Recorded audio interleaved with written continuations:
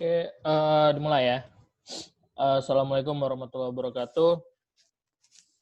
Sebelumnya, perkenalkan kami dari kelompok 2 ingin mempresentasikan tentang proyek mata kuliah metode penelitian yang pembahasannya adalah tentang aplikasi sistem informasi pergudangan berbasis web. Langsung di sini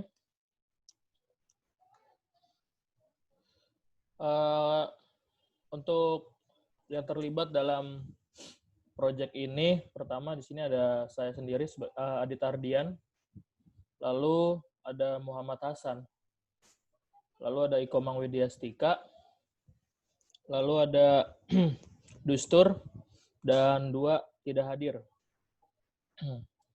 Baik, untuk selanjutnya, dalam presentasi ini kami akan memfokuskan pembahasan kami kepada pertama latar belakang penelitian ini, tentang aplikasi sistem informasi berbasis web ini, lalu ada analisa masalah, yang ketiga ada solusi dan inovasi dari analisa yang telah dijabarkan sebelumnya, lalu tujuan dan manfaat dalam melakukan develop aplikasi ini, lalu metodologi perangkat lunak, dan yang terakhir ada kesimpulan dan saran. Baik, untuk mempersingkat waktu, jadi sebelumnya sekilas ya tentang apa sih itu aplikasi sistem informasi pergudangan berbasis web atau yang kita singkat dengan SIGUD ini. SIGUD ini adalah aplikasi sistem informasi yang dirancang untuk mempermudah aktivitas yang berhubungan dengan pergudangan sesuai perkembangan era industri kini. Nah, dalam aplikasi ini ada fitur apa aja? Dalam aplikasi ini memiliki fitur yang pertama adalah mencatat keluar masuk barang, lalu melihat info dan stok barang, 3, menyimpan data supplier. Yang terakhir ada mencetak dan melihat rekap barang. Lalu untuk pembahasan selanjutnya, latar belakang dari aplikasi SIGUD ini yang akan dibacakan oleh Saudara Dustur.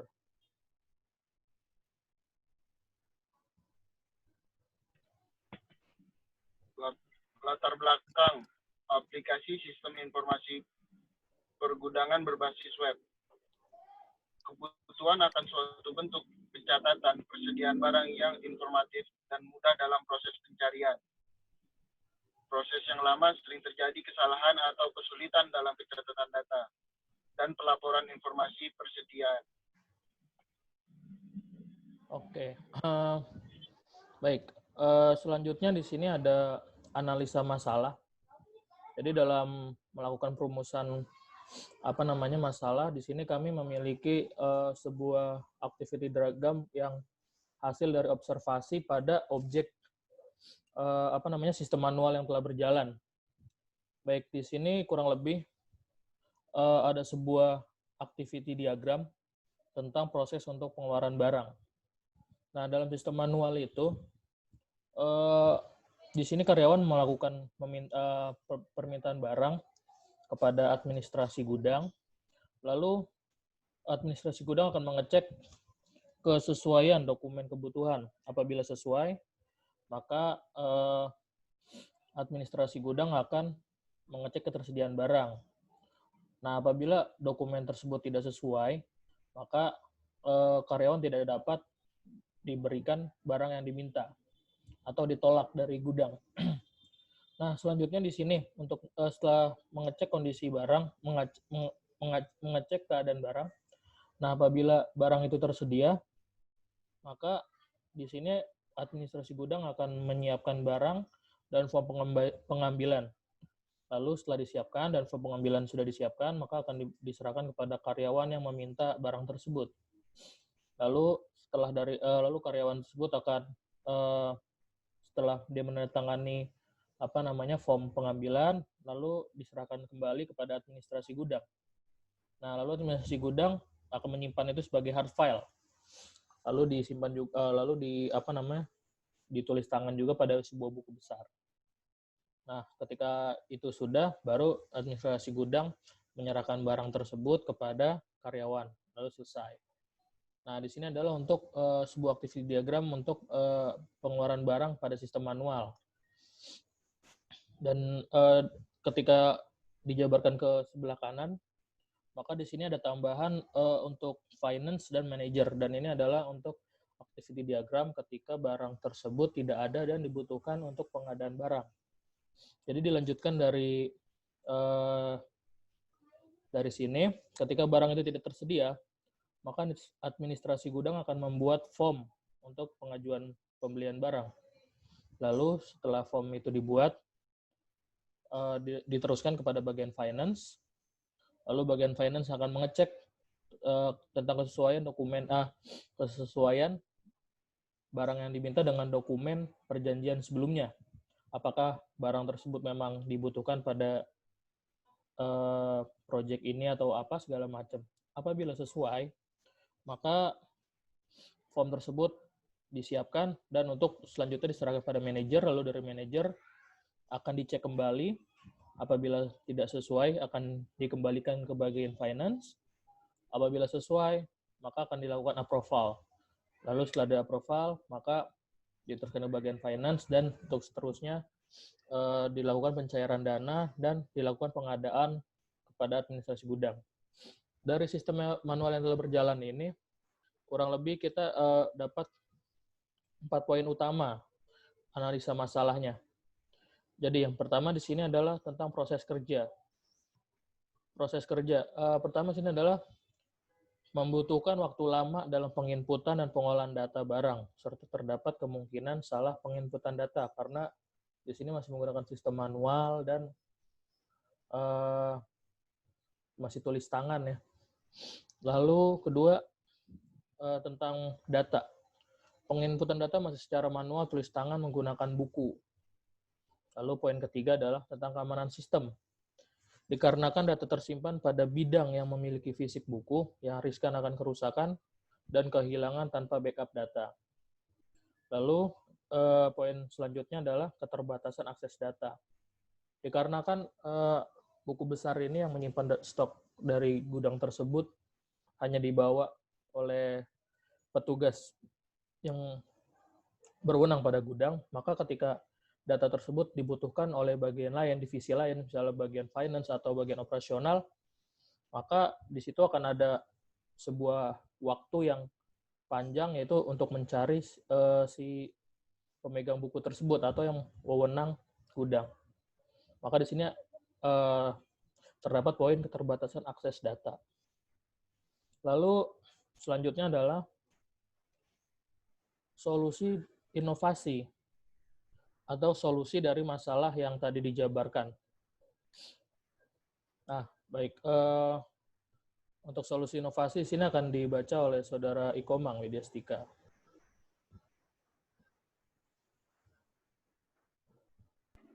Di sini ada solusi inovasi. Di dalam solusi inovasi yang tadi dijabarkan, di sini ada bagian-bagiannya. Yang pertama ada keterbatasan akses data. Dikarenakan sistem informasi ini berbasis web, maka data dapat diakses di mana saja selama memiliki hak akses tersebut. Yang kedua, ada di keamanan sistem. Petugas tidak perlu khawatir kerusakan pada hardware akan mempengaruhi data, karena data tersimpan pada database. Yang ketiga, ada data. Proses penginputan data akan dilakukan secara online yang terintegrasi dengan database. Yang keempat, ada proses kerja. Nantinya waktu penginputan data pada inventory akan menjadi lebih efisien dan efektif.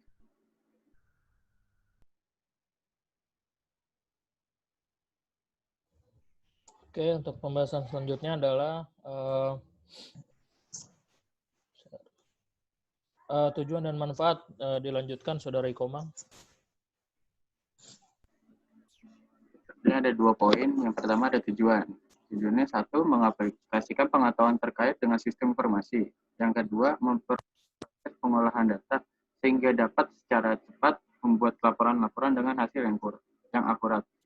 Yang poin kedua ada manfaat. Yang pertama, mengurangi resiko kesalahan yang terjadi pada sistem yang lama atau manual. Yang kedua, meningkatkan mutu keamanan dan pengarsipan data sehingga data dapat disimpan dan terkontrol dengan baik. Baik, untuk pembahasan selanjutnya adalah metodologi dalam pengembangan perangkat lunak ini. Baik, dalam pengembangan perangkat lunak ini kami menggunakan metodologi waterfall. Pertimbangan kami menggunakan metodologi ini adalah pertama mudah dan gampang digunakan, lalu perubahan kebutuhan minimal karena sudah dilakukan pembatasan ruang lingkup. Lalu yang ketiga adalah cocok untuk proyek dengan skala kecil, seperti yang kami kerjakan ini, di mana setiap kebutuhannya bisa didefinisikan dengan sangat jelas.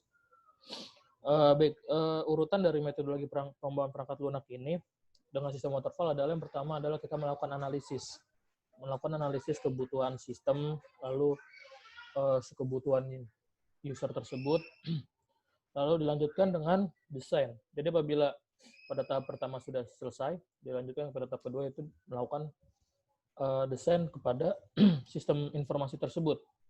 Lalu dilanjutkan setelah itu ke bagian development. Di sini termasuk bagian pengkodingan, pemrograman, dan lain-lainnya. Lalu ada bagian testing atau debugging, mengetes aplikasi sistem ini sudah siap untuk penggunaan atau belum. Lalu yang kelima adalah maintenance, apabila aplikasi tersebut sudah dirilis dan diperlukan perbaikan pada ketika dia sudah berjalan nanti. Baik, di sini pada metodologi pengembangan perangkat lunak yang pertama, yaitu adalah analisis, akan dibaca oleh Saudara Dustur.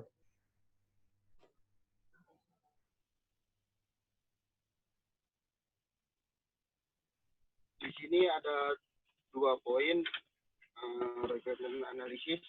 Analisa pertama, kebutuhan user, mencatat data informasi barang keluar, masuk secara jelas, cepat, dan akurat. Melihat data histori rekap atau barang yang keluar masuk dari gudang. Melakukan perhitungan akurat terhadap stok barang ketika transaksi barang keluar masuk. Mengelola data supplier dan barang gudang. Melakukan penambahan, penghapusan, perubahan pada user aplikasi. Mencetak data pada database. Yang poin kedua, analisis.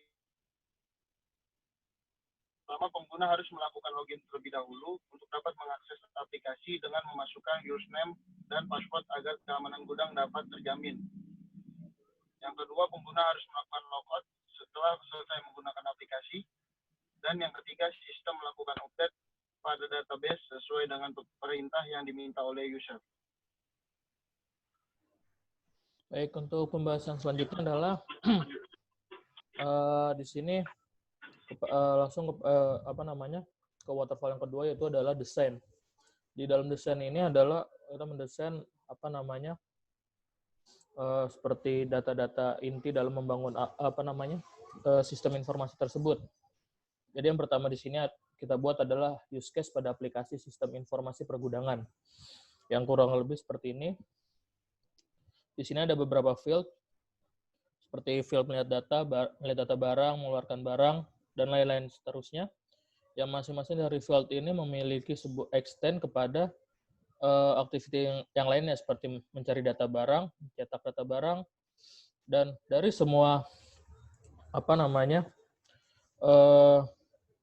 atribut yang ada, di sini diperlukan sebuah include, yaitu adalah akses login. Jadi semua ini diakses, semua ini hanya bisa diakses ketika user sudah melakukan login. Baik, selanjutnya adalah di sini ada activity diagram sistem pada aplikasi sistem pergudangan. Baik, di sini kurang lebih untuk proses keluar masuk barang.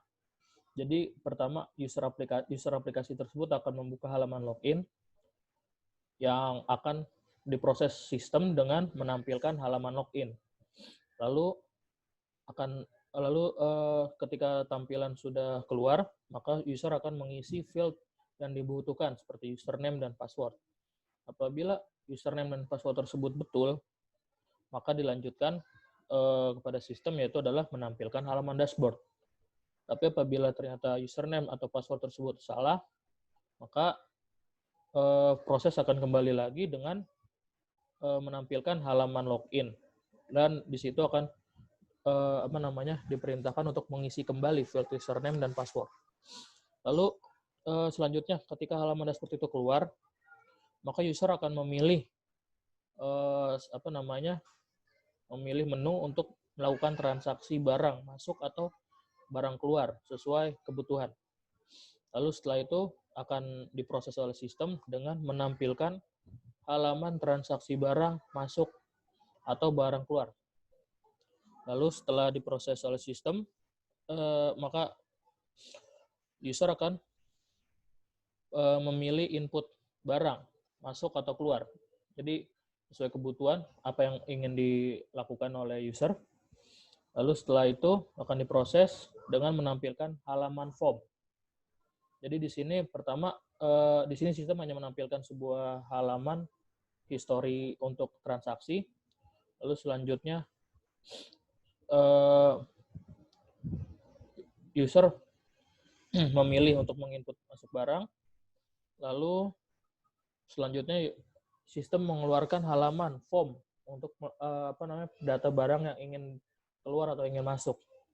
Nah, setelah user melakukan mengisi data barang pada form input tersebut, lalu di sini apakah data tersebut sesuai? Apabila sesuai, tidak ada perubahan, maka user akan mengklik simpan. Yang akan diterjemahkan, yang akan diproses oleh sistem sebagai data tersebut disimpan, dan kemudian sistem akan menampilkan halaman form input barang atau form atau halaman history dari barang tersebut. Nah, apabila data tersebut tidak sesuai atau ada perubahan atau tidak ada yang perlu diubah, maka user tinggal mengklik reset dan akan kembali kepada halaman awal. Lalu pembahasan selanjutnya adalah di sini ada ERD, Entity Relation Diagram dari aplikasi Sigot ini.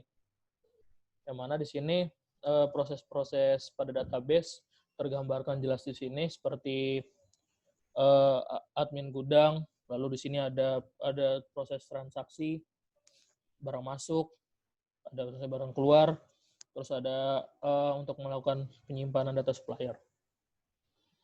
Lalu untuk pembahasan selanjutnya, nah di sini adalah desain dari logika record struktur pada aplikasi sistem informasi pergudangan. Jadi di sini ada field satuan, ada tabel satuan, lalu tabel jenis, lokasi, barang, supplier, dan user. Ini merupakan tabel yang berspesifikasi master karena dia menyimpan data barang tersebut. Lalu di sini ada dua tabel transaksi, yaitu adalah barang masuk dan barang keluar. Baik, selanjutnya spesifikasi file akan dibacakan oleh Saudari Komang.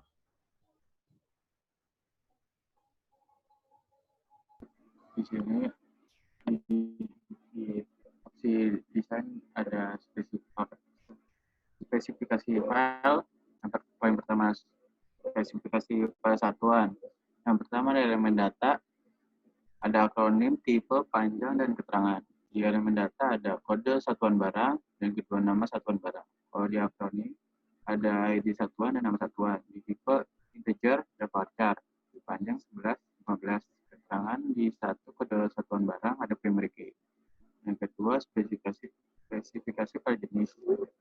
Yang pertama ada kode jenis barang, akronim ID jenis, tipenya integer, panjang 11, keterangan primary key. Yang kedua, elemen datanya nama jenis barang, yang terus akronim nama jenis, tipenya varchar, panjangnya 20, keterangan nggak ada. Yang ketiga ada spesifikasi file lokasi. Yang pertama di elemen datanya ada kode lokasi barang, akronim ID lokasi, tipe integer, panjang 11, keterangan primary key. Yang kedua ada nama lokasi barang, akronimnya nama underscore lokasi, tipenya varchar, panjang 20, keterangannya tidak ada. Terus di sini ada spesifikasi file barang, ada elemen datanya kode barang, akronimnya ID underscore barang, tipenya integer, panjang 11, keterangan primary key. Yang kedua ada nama barang, akronim nama underscore barang, tipenya varchar, panjangnya 20. Yang ketiga ada stok barang, akronimnya stok underscore barang, tipenya integer, panjang 11. Yang keempat ada kode jenis, akronimnya ID jenis, integer, panjang 11. Yang kelima ada kode lokasi, akronimnya ID underscore lokasi, tipe integer, panjang 11. Yang keenam ada kode satuan, akronimnya ID underscore satuan, tipenya integer, panjang 11. Seterusnya ada spesifikasi file supplier. Elemen datanya 1, kode supplier, akronimnya ID underscore supplier, tipe integer, panjangnya 11, keterangan primary key. Yang kedua, nama supplier, akronimnya nama supplier, nama underscore supplier, tipenya varchar, panjangnya 50. Yang ketiga ada nomor telepon supplier, akronimnya nomor underscore telepon, tipenya varchar, panjang 15. Yang keempat ada alamat supplier, akronimnya alamat, tipenya teks. Terusnya ada spesifikasi file user. Di sini ada metadata yang pertama, kode usernya aplikasi, akronimnya ID underscore user, tipenya integer, panjang 11, keterangan primary key. Yang kedua, nama user aplikasi, akronimnya nama, varchar 50. Yang ketiga, username apps, akronim username, tipenya varchar, panjang 50. Yang keempat, email user X, akronimnya email, tipenya varchar, panjang 100. Yang kelima, nomor telepon user X, akronimnya nomor telepon, tipenya varchar, panjangnya 15. Yang keenam, role user aplikasi, akronimnya role, tipenya 6. Yang ketujuh ada password user apps, akronimnya password, tipenya varchar, panjangnya 255. Yang ke-8 ada foto user apps, akronimnya foto, tipenya teks. Seterusnya ada spesifikasi file barang masuk. Elemen datanya pada barang masuk, ID underscore barang, underscore masuk, tipenya char, panjang 16, keterangan primary key. Yang kedua, jumlah barang masuk, akronimnya jumlah underscore masuk, tipe integer, panjang 11. Yang ketiga, tanggal barang masuk, akronimnya tanggal underscore masuk, tipenya date. Yang keempat, kode supplier, akronimnya ID underscore supplier, tipe integer, panjang 11. Yang kelima, elemen kode barang, akronimnya ID underscore barang, tipenya integer, panjang 7. Yang keenam, kode user, akronimnya ID underscore user, tipe integer, panjang 11. Terusnya ada spesifikasi barang keluar. Elemen datanya pertama kode barang keluar, akronimnya ID underscore barang underscore keluar, tipe char, panjang 16, keterangan primary key. Yang kedua, jumlah barang keluar, akronim jumlah underscore keluar, tipenya integer, panjang 11. Yang ketiga, tanggal barang keluar, akronim tanggal underscore keluar, tipenya date. Yang keempat ada kode barang, akronimnya ID underscore barang, tipe integer, panjang 7. Yang kelima ada kode user, akronimnya ID underscore user, tipenya integer, panjang 11. Di sini adalah tampilan dari sekilas saja dari shortcode dalam melakukan develop sistem informasi ini. Di sini ada shortcode dari transaksi barang masuk, lalu shortcode dari transaksi barang keluar. Nah, baik, selanjutnya untuk interface akan dijelaskan oleh Saudara Leandro.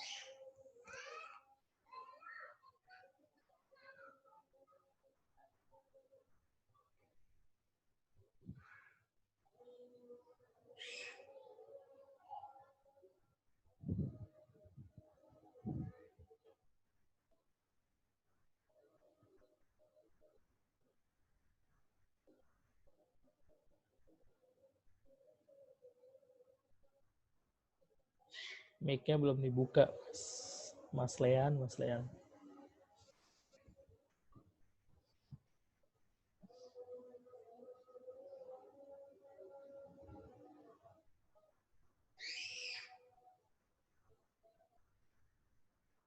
Ya, seperti yang bersangkutan disconnect, baik sekilas. Di sini ada interface dari halaman login, lalu dashboard, lalu selanjutnya ada form dari input data barang, lalu selanjutnya ada form input barang masuk, lalu ada sini ada form untuk melakukan cetak laporan barang keluar atau barang masuk. Dan ini adalah interface dari halaman data user, manajemen data user. Baik, selanjutnya di sini untuk kami akan melakukan demo aplikasi pada aplikasi ini yang akan dijelaskan oleh Saudara Muhammad Hasan.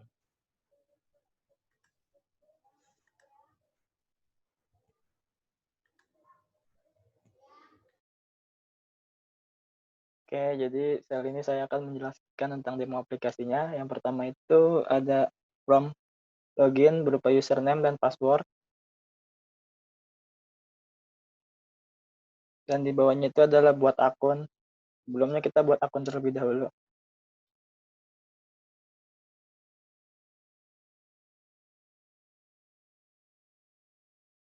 Yang pertama itu kita input username,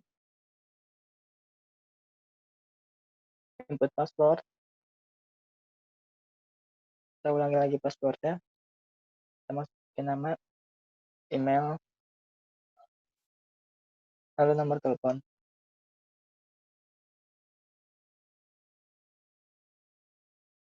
Setelah itu kita klik daftar.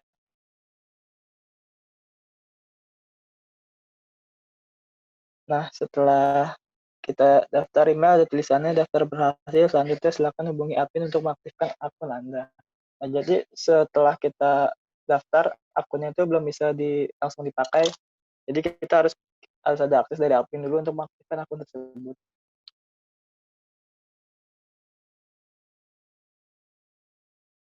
Ini kita login sebagai admin ya.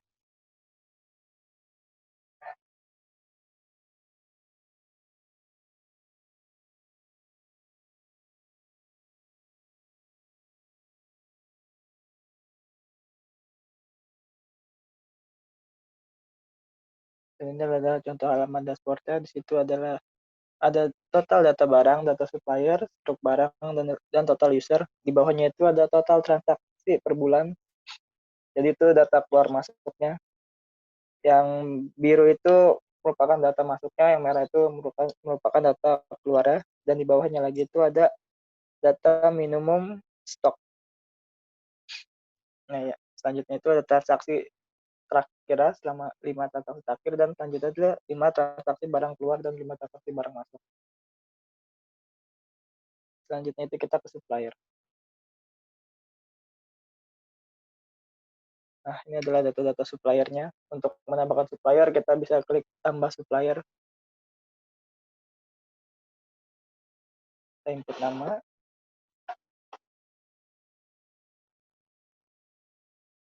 Kita input nomor teleponnya. Dan alamat supplier. Dan jika ada kesalahan atau ada yang supplier yang sudah tidak mau ready stock lagi, maka kita bisa mengedit atau menghapusnya.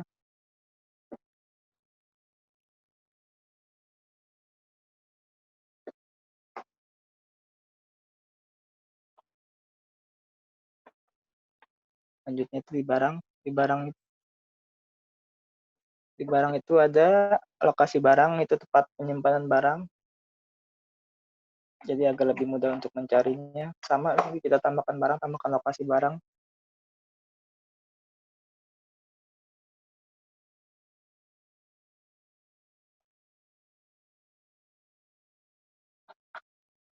Nah, untuk aksinya juga sama, ada delete dan edit. Selanjutnya itu ada satuan. Jadi satuan itu kayak jenisnya itu kayak pieces, roll, unit, atau box. Kita tambahkan satuan barang.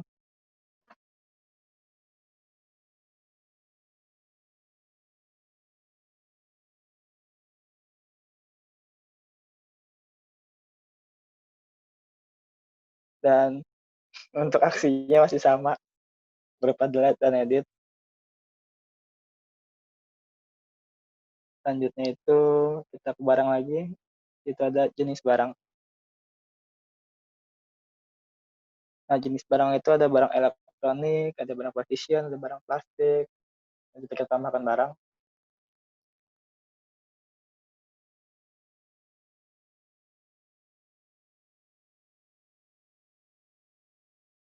Dan aksinya juga masih sama, ada delete, ada edit untuk mengubah atau menghapus data jenis barangnya. Selanjutnya di barang itu ada data barang tersendiri. Nah, ini adalah data barang tersendiri, ya ada laptop, ada monitor. Selanjutnya kita tambahkan barang.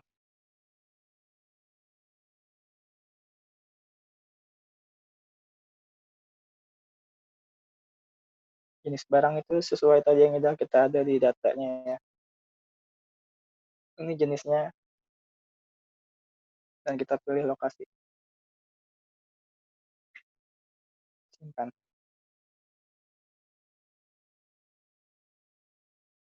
Untuk pilihannya masih sama, ada aksi, ada tombol delete, ada tombol edit, ada total stoknya, satuannya. Karena tadi stoknya baru, karena datanya baru dimasukin, otomatis stoknya masih kosong ya. Selanjutnya itu kita masuk ke barang masuk.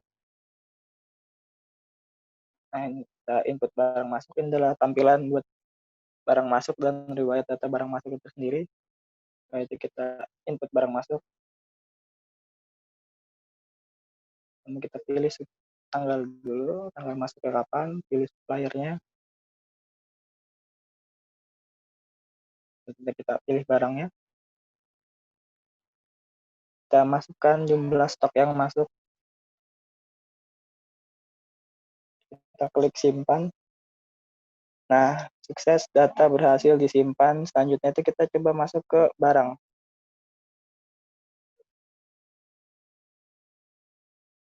Kita lihat stoknya, apakah dia bertambah. Tadi itu kipas gaming ya, stoknya bertambah dari 0 karena ada masuk 10, jadi ada stoknya ada 10. Selanjutnya itu kita ke barang keluar. Ini adalah tampilan barang keluar. Nanti kita input barang keluar. Kita pilih tanggal keluarnya, kita pilih barangnya. Kalau di stok ada 10, jumlah keluarnya itu coba misalnya kita 11, otomatis dia bakal kayak overload gitu, jadi nggak bisa. Selanjutnya akan misalnya disimpan pun juga nggak bakal bisa. Akan input barang melebihi dari total kapasitas barang. Nah, itu coba.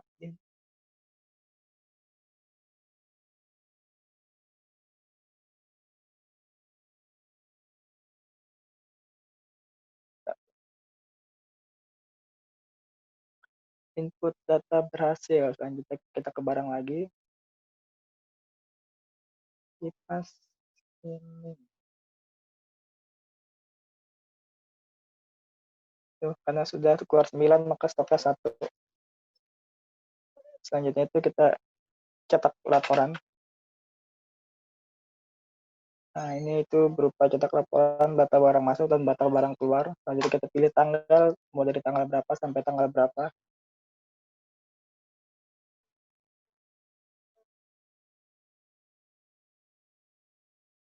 Jadi kita pilih cetak.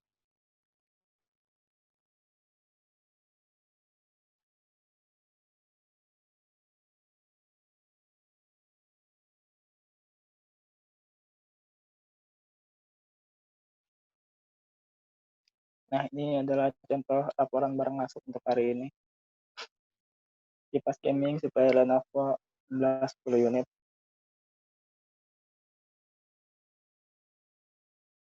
Itu input barang keluar.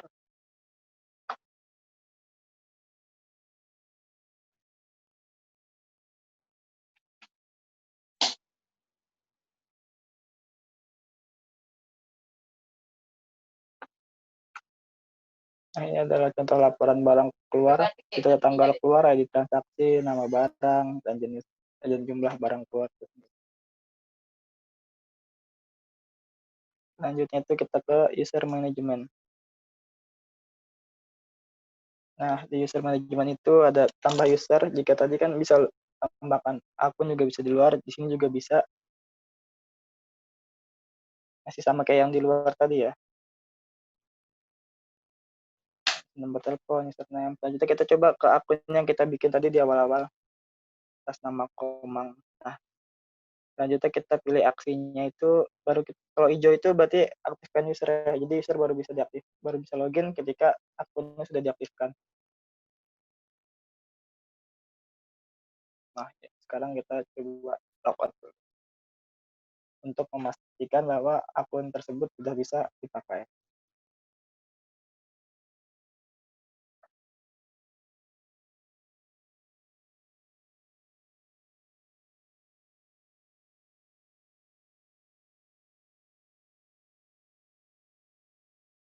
Nah, ini untuk akunnya. Jadi dia itu tidak ada user manajemennya ya untuk di tampilan dashboard atau di home-nya.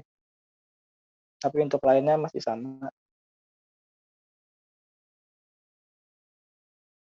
Ya, sekian dari demo aplikasinya. Kurang lebih, mohon maaf.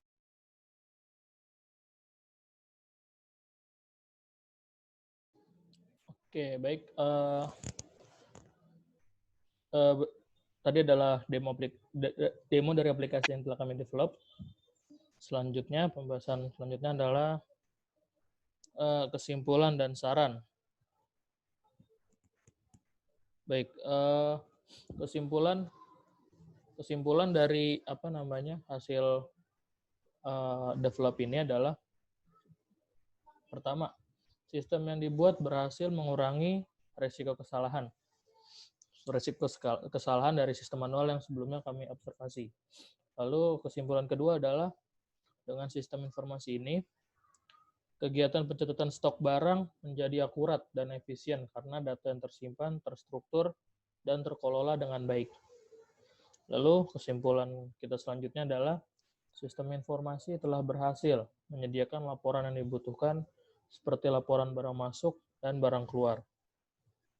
Lalu saran kami adalah pertama, sistem informasi ini merupakan bagian kecil dari suatu sistem inventory dan diharapkan untuk pengembangan yang lebih baik dan lebih luas. Jadi tidak menutup kemungkinan untuk dilakukan pengembangan dan perbaikan ke depannya. Lalu saran kedua adalah memberikan pelatihan kepada user aplikasi agar agar aplikasi ini dapat mengoptimalkan fungsinya dan fitur yang dimilikinya. Lalu saran ketiga adalah melakukan maintenance secara berkala, mengingat ini hanyalah sebatas sistem yang dapat mengalami error dan bug. Baik, sekian presentasi kami pada kali ini. Apabila ada salah kata, mohon maaf, itu mungkin dari kami. Sekian, wassalamualaikum warahmatullahi wabarakatuh.